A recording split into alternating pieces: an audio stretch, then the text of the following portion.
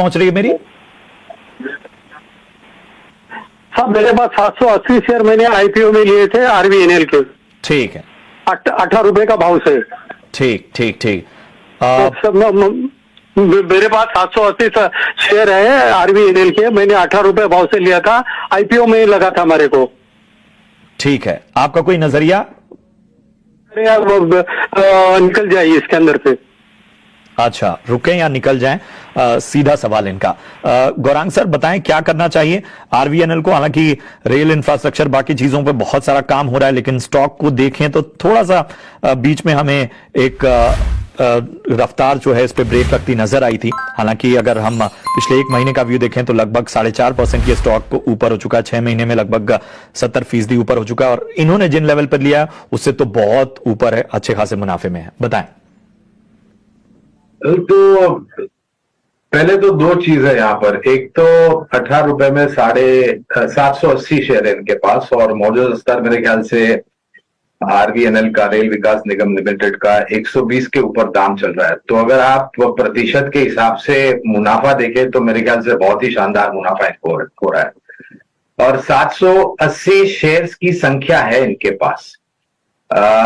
मैं एक राय ये दे सकता हूं कि ये चाहे तो उन्होंने जो आईपीओ में पूंजी लगाई थी 18 रुपए पर, उस पे 15% या 15%, 15 से 20% मुनाफा जोड़ दे आईपीओ का जो भाव था उससे, और वो जो भाव आता है उसके जो संख्या होती है शेयर की, उतने शेयर्स बेचते।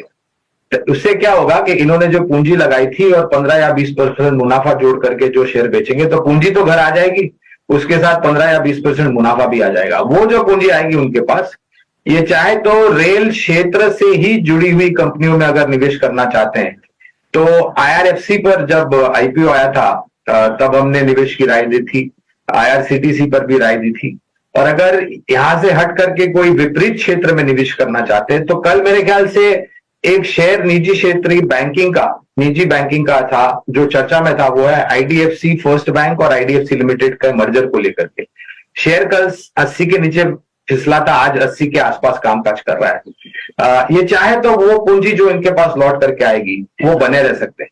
और रेल विकास निगम लिमिटेड में बने बाकी जो शेयर बचेंगे वो चाहे तो बने रह सकते हैं। पूर्ण रूप से अगर आप देखें तो भारतीय सरकार, भारतीय रेल और रेल मंत्रालय की तरफ से जो भारतीय रेल का ढांचा है उसको सुधारने में बहुत सारे प्रयास किए हैं, बहुत सारे प्रोजेक्ट्स लॉन्च किए, पहली बात। दूसरी बात, 400 कुल मिलाकर के 400 वंदे भारत ट्रेन चलेगी पूर्ण भारतवर्ष में, उसका फायदा मिलेगा। तीसरी बात, लॉजिस्टिक डेडिकेटेड फ्रेट कॉरिडोर्स ये बन रहे हैं, मॉडर्नाइजेशन ऑफ स्टेशन हो रहे हैं, नई तीव्र गति के एक्सप्रेस ट्रेन, सुपरफास्ट ट्रेन चलाने की बात करिए। अगर आप पूरा समीकरण सामने रखते हैं तो मेरे ख्याल से रेल क्षेत्र से जुड़ी हुई सक्षम और मजबूत कंपनियों को मेरे ख्याल से आने वाले समय में फायदा मिलेगा। लेकिन ये पूरी प्रक्रिया को पूर्ण रूप से जमीनी स्तर पर लागू करने के लिए समय लगेगा, तो आपका निवेश का नजरिया कम से कम 1.5-2 साल का होना चाहिए।